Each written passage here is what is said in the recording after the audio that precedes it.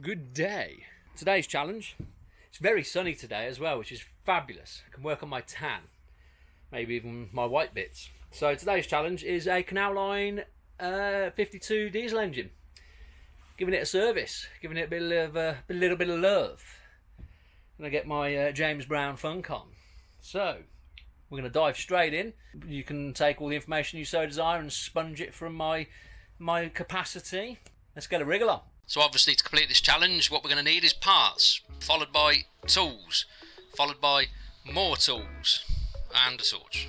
A lot of the time people tend to go online, find a service kit, whichever, and there are good companies out there that will provide you with the right equipment and make sure you've got the right stuff to do the job.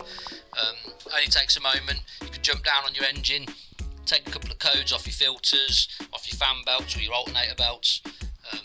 Doesn't take a moment, and then once you order that, you can make sure you get the right parts to fit your engine. The amount of times I've been caught out even where I've ordered the parts, took it for gospel, turned up to a job, and then lo and behold, guess what? They don't fit because they're for a different model, or someone's put it in the wrong parcel, or the delivery driver just doesn't like you and he's giving you someone else's, whatever. So it just creates confusion and obviously frustration if you come to do something and you haven't got the right bits. So just a little thing, check it before you do it. Alright, start with the easiest thing first, air filter. Whip him off. Right, air filter's out. Looking pretty dismal, it's not too bad, but nonetheless we've got a lovely nice shiny one to put back in.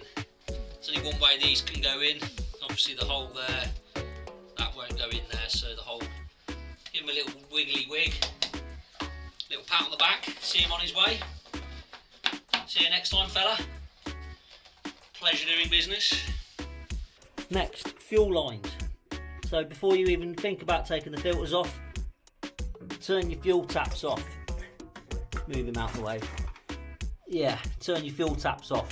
One's obviously the flow to the engine, one's the return.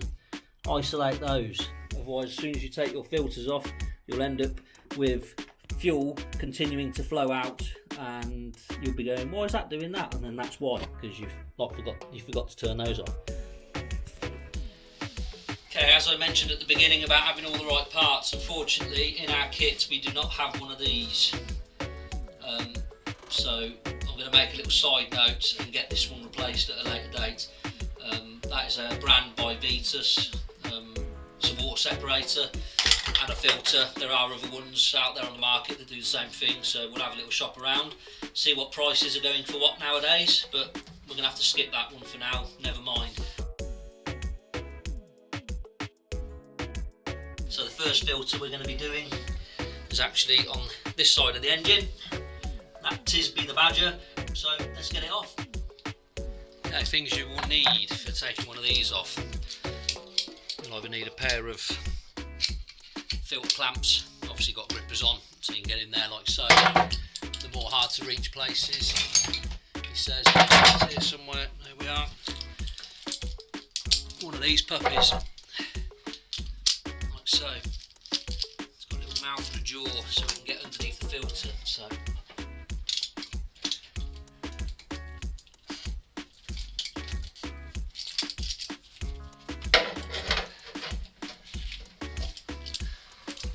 try and find yourself a little source catcher.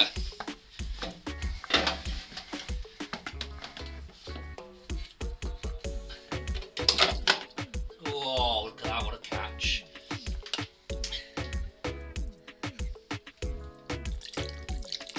Look at that. Beautiful. It's like soup. So that is well overdue. Never mind, I'll have to grab another one. So if this one is that bad, then that other one definitely needs doing, the one we pointed out earlier, because that'll have a massive knock-on effect. Minging. Now we've got that off, I'm going to take this nut off the bottom. Once we get that off, that'll have to go back onto the new filter. There's already a hole there ready for it, so that'll have to go on there. Some of them have plastic caps on, which is all fine and dandy, but going from rules and regulation, like the boat safety scheme, they won't pass your engine if you've got a plastic one on, simply because it could potentially be a fire hazard. If there was a fire in the engine room, the plastic could melt, and then obviously you'd have a fuel leak with melted plastic. Not good. So we're going to reuse this one, take him off, and we'll stick him on the new filter. Okay, so this goes back to a nice little point actually. I'm glad we caught this. You can all see this together. So this is the new washer that came with the new filter. Couldn't be baggier. So we're going to reuse, with the tighten up the old washer, or O-ring as it is, with the new old one. And we'll put him back on there like so, and then we can reuse that to go into the new filter. So it just goes to show you, you buy all the right things, thinking they're all going to do the right job. First filter we've come to put on, it's got the wrong O-ring on it. So there you go. We just cleaned him up a little. We'll shove him back in. Because it's a rubber washer, well, O-ring, don't over tighten it, because what you'll find, you only have to nip him up so he seals, because if you over tighten that, what you'll find is the rubber ring will turn more oval, and a bit of it will probably poke out, and you'll put it back on and it will leak, and you'll have to get it all back off again. So there you go. Have a little feel around under there, make sure there's no imperfections, get a little rag, give him a wipe, just give that a little smear with a bit of fluid, so he's a bit resistant to sticking when you tighten him up, because you don't want to tighten this up and it go like it's sticking. You want it to be a smooth transition, man.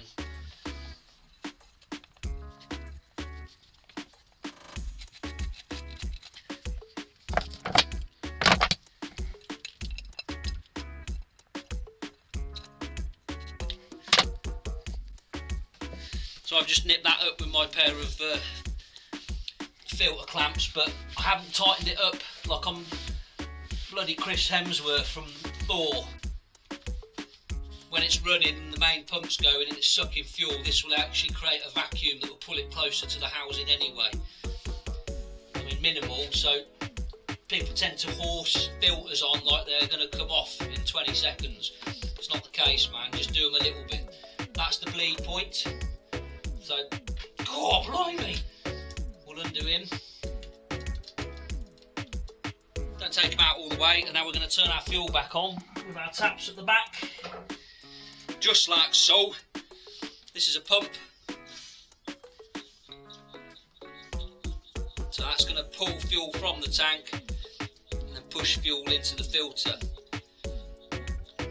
If they've got enough fuel in the engine room, gravity will actually do the work for us once we've got it going. So it will slowly start filling up by its own feed. There we go. Stick a little raggy under there. So we keep the mess to a minimum. Give him a few pushes. Once you get that coming out with no air bubbles, you know you're good. Tighten him back up, he says. There we go. Same again. It's got a rubber washer on it, so don't over tighten it, otherwise you'll turn the washer from a washer into a potential leak. And obviously we like to work nice and neat. Give them a little wipe, and that way, if you do have any leaks when you run it up, you'll be able to see, because you've cleaned all your workspace, and that will reveal any imperfections. While you're down doing your work, just have a little look around. Check your things, like this is your throttle control. Just make sure it's all functioning. No loose fittings on there. Make sure everything's tight. Any chafing, any loose fittings. Just generally have a little bit of a concerned look, I think is the word. Same again on the alternators. Give your cables tweaks. Don't yank on them by all means, but just give them a little wiggle, make sure everything's where it's supposed to be. Any loose connections. Another one, pipe chafing. Make sure your pipes, just run your hands where they're touching things, see if they've worn away at all, especially where one sits on top of the other. Stick your fingers under there. No, all good. Anything over there, we're all savvy. Good. Okay, so we're on our alternator belts, so what we're looking for here is correct tension. Shouldn't be able to move it more than about an inch. Another way to do it is turn it 90 degrees. Oh, there's a slight little split there, but you'll be alright. I think it'll last. So what we're also looking for are missing teeth. Any teeth missing, anything that's not going to create a good grip. You can see there's been a bit of belt chafing going on. You can see all this powder, so it's rubbing at some point, probably from being over tight maybe. It's okay, that's alright, something to monitor but not needed to be changed this time. And then we've got the second belt, same thing. Can you turn it 90 degrees? Yes, it's quite a lot of resistance. You're not looking to turn it all the way over, just enough that it's kind of a little bit difficult to twist it back. Same again, enough tension, yeah, beautiful. Any teeth missing? No, I'm having a good look round, although I'm holding the camera just there. I'm still having a good nose. Same again, you can see a little bit of powder burn. Not uncommon, but something to keep an eye on. Another little rule of thumb I have for people: have a couple of spares. So if you find yourself cruising around on the canal system, or river even, or underway as they call it, no matter where you're going, try and make sure you've got some spares on the boat. Spare fuel filters, spare oil filters, spare alternator belts, definite must. Out of all the parts I would say carry spare on board, alternator belts are the one. Because if you find yourself out in the middle of nowhere and they snap, you can be in a world of pain. Especially if it's the drive pulley, because obviously that controls all your alternator, your water pump, etc. So mental note. Cool, so that's been running now for probably about 15 minutes. I've had it in gear as well, under load, in reverse in its mooring spot, so that will obviously make the engine work a little bit harder, get everything warmer a bit quicker. The reason why I leave the oil to the last is because it's a hot engine now, and you don't want to do the oil first and then have to do all the other filters and bits and bobs while you're clambering around over a hot engine. So I do all the other bits first. Makes sense, doesn't it? I'm a clever lad, and also on top of cleverness, because it's me, a while ago I made one of these. So now I've got myself a little funnel that sticks onto there. How about that? How clever am I? What a clever willy. I don't know if I'm allowed to say the other words. And now we can pour that into there without having to hold a filter. Feel free to steal my design. Okay, we've hit the jackpot a little bit today, but this is actually an oil extractor, manual pump. This big doodah here. On the bottom you can see a little valve there. I'm going to turn that valve open. I'm going to stick a hose on there, like so. The other end of that is going to go into our bucket. And then just literally pump away.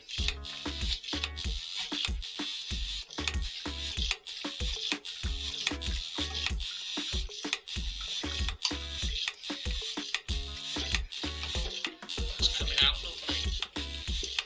If you haven't got one of these on your engine, then you'll have to have something called an oil extractor, which looks like this. And that actually goes down the dipstick hole. So you'd have to pull your dipstick off the engine.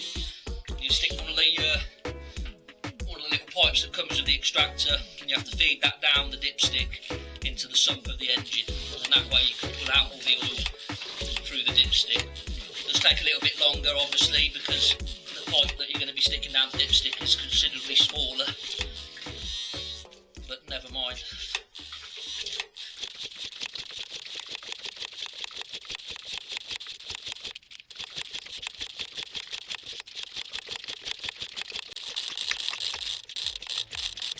How do you know you're at the end?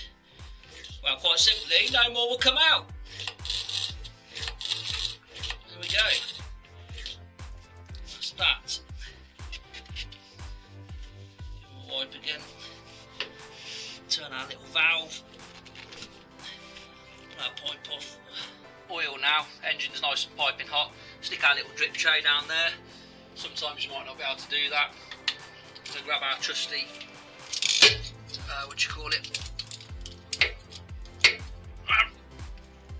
Remove that. Oh, proper vein, come on. Yes. Just put that on. Just find them and shoot them. Oh, man. I was going to pop my elbow out. There we go. This is just to catch any of our last little dregs. Take our filter off. There we go, and we'll leave the tray down there to catch any of the little bits, and then we're going to stick this in our bucket and grab our new filter. Use a little bit of the old oil, same again, go around your ring. Same again, give that a little wipe.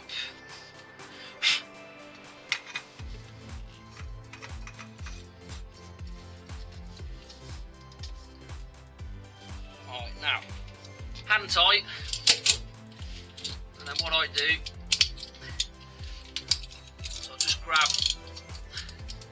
he says, I'll just grab my ratchet and I'll just nip him a little bit more. Not a lot, just a little bit.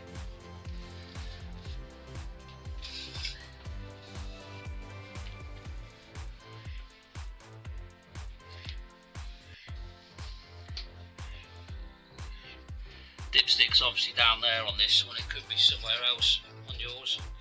But if you're doing a canal line, usually they're down that side.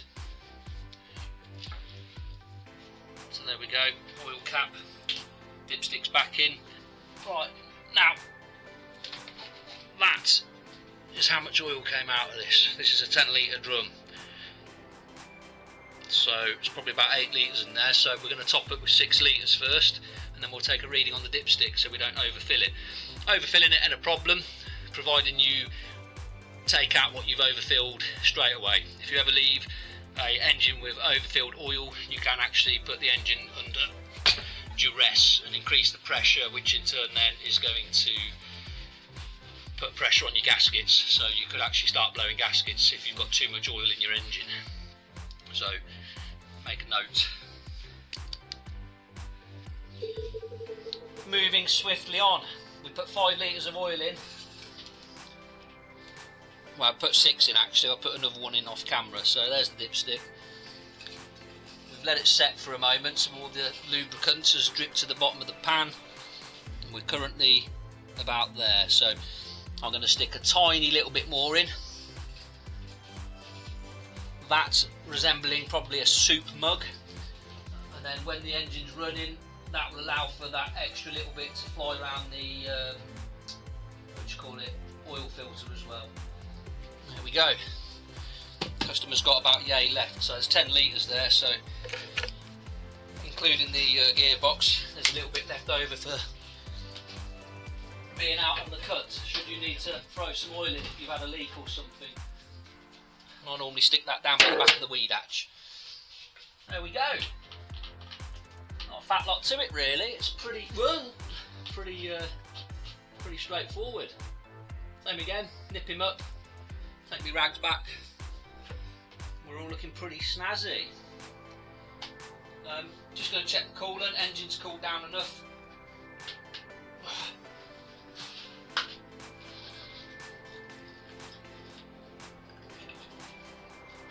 There.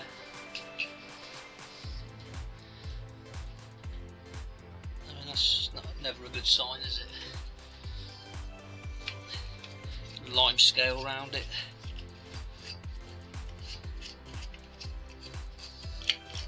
Give him a wipe.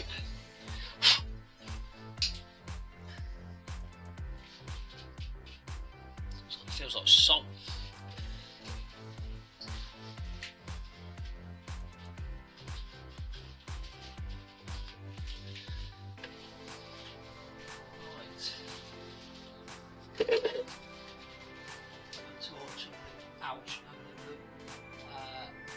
Yes, that's damn near empty as well, so we need to top that up.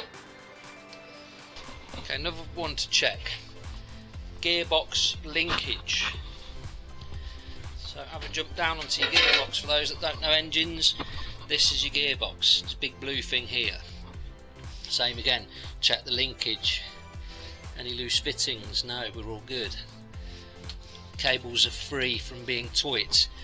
These are the coolant hoses for the gearbox, touching each other. Yet again, have a look, see if you can find any rubbing, any chafing. All seems good. We're going to go up to the throttle control.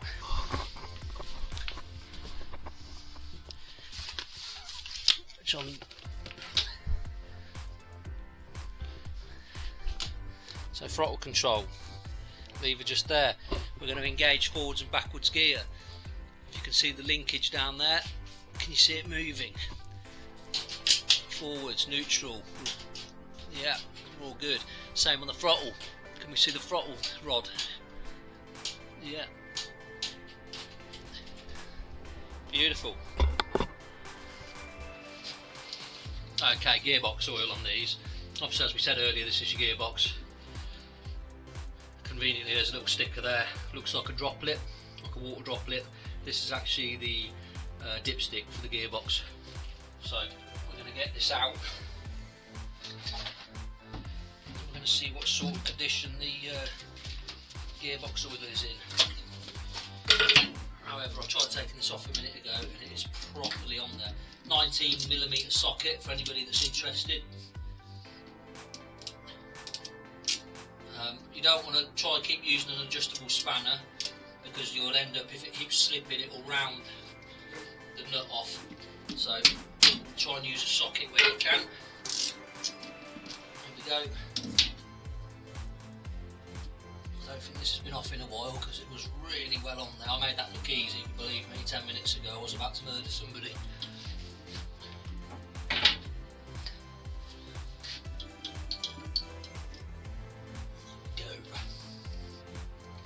Use your little washer. You see the two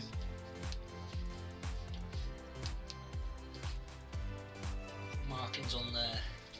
Now, there's always been a bit of an argument amongst engineers on how to measure this. A lot of people say you've got to push it all the way in, twist him all the way down and then pull him back out to get your measurement. But to be honest, the other way, is to stick the threads on the top and then pull it out and get a measurement. I think either or. I mean, to meet in the middle, you could turn it down halfway, couldn't you? There you go, please everybody.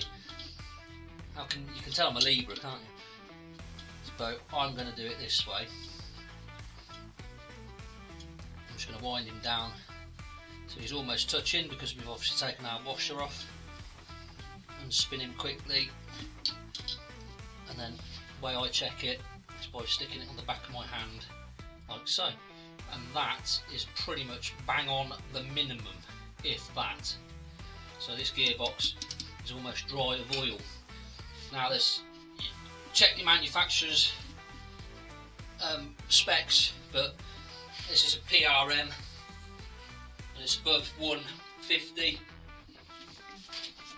Just grab the data tag. Yeah, it's a 150 D2, which means this will actually run on the same oil that you use for the engine because it's hydraulic. If this was to run dry and you were cruising along, there'd be no oil in there to actually create any hydraulics. So you would lose propulsion, your propeller would stop spinning. But if you're watching this video and you're thinking, oh, I'll do this on a different engine, check your gearbox because some of them take automatic transmission fluid. ATM is another name for it. So just make sure you put the right fluids back into your gearbox. I do apologise, I've missed a bit because I thought my camera was still rolling when it wasn't. So how to get oil out of the gearbox, unless it's got one of those pumps that we spoke about earlier, unless it's got one of those purposely for that, then you're going to have to get a fluid extractor. And then that obviously goes down your thing there, and then sucky sucky, ouchie ouchie, or outie outie, get your words right mine. It's very hot today, I'm very tired. I think I go to bed till 4 o'clock. And I wasn't up messing with the missus, in case everybody's asking. Naughty boy. So, we pumped out what was remaining in there. Now these don't take a lot of oil, it's normally about 1.25 litres. In normal world, that's 1.25 litres. So, just wind him in again, spin him out fairly quickly so the oil doesn't run off the end of the stick. There you go, so we're just about there. Wasn't a very good gauge, there you go. So we're about there on the dipstick, which is perfecto. So there you go. All done. Now, as we saw when we first took this off, it was an absolute mission.